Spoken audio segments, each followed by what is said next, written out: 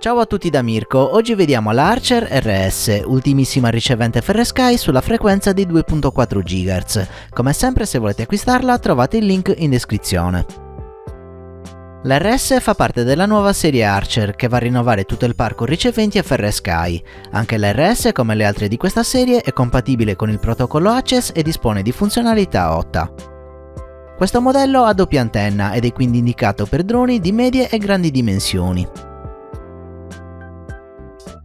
All'interno della confezione troviamo la ricevente, il manuale ed un set di pin.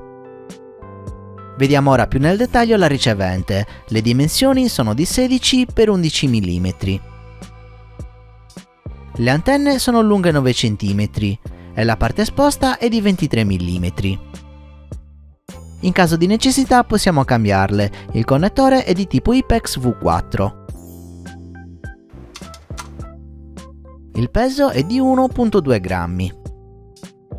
Come abbiamo visto ci viene fornito un set di pin per i collegamenti, tuttavia io vi sconsiglio di usarli perché la ricevente diventa troppo ingombrante. Per avere un lavoro più compatto e pulito è meglio saldare dei cavetti da 28-26 VG direttamente sulla scheda e proteggere il tutto con il termorestringente. Per convenzione usiamo il nero per la terra, il rosso per l'alimentazione e altri due colori per S-Bus e SmartPort. Prima di saldare i cavi diamo uno sguardo al layout della scheda. GND e VIN sono rispettivamente terra e alimentazione e andranno collegati su un 5V e una terra del flight controller. Più sotto abbiamo SmartPort ed Inverted SmartPort. Di questi dobbiamo scegliere solo uno in base al tipo di flight controller che stiamo usando. Su scheda F4 dobbiamo prestare particolare attenzione. Se il flight controller ha a disposizione un TX dedicato alla telemetria FrSky, usiamo il pad eSport.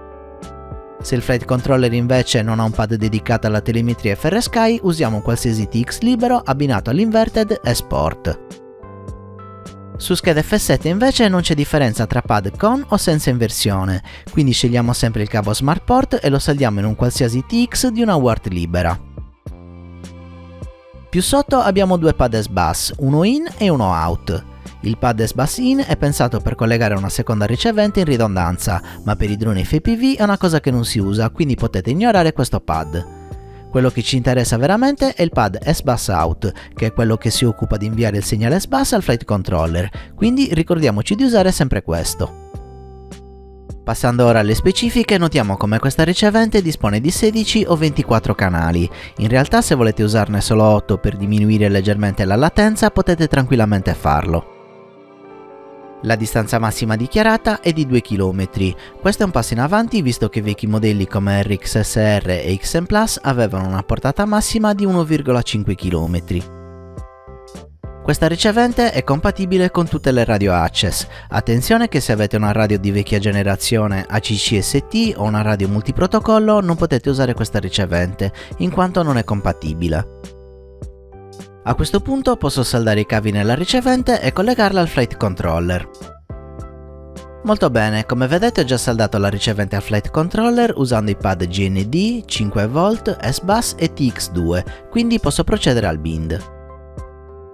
Per iniziare assicuriamoci di aggiornare il modulo ISRM della Taranis alla versione 2.1.0 o superiore. Se aggiornate il modulo interno ricordatevi di aggiornare anche OpenTX. Ora creiamo un nuovo modello sulla Taranis. Quindi andiamo a pagina 2 e attiviamo Internal RF selezionando il protocollo ACCESS. A questo punto la prima cosa da fare è registrare la ricevente nella radio, quindi andiamo in modulo e premiamo Reg. Sentirete questo suono. Teniamo premuto il tasto bind della ricevente e l'alimentiamo. Rilasciamo il tasto bind e clicchiamo Enter. La ricevente è registrata. Togliamo l'alimentazione. Ora che la ricevente è registrata sulla radio possiamo fare il bind.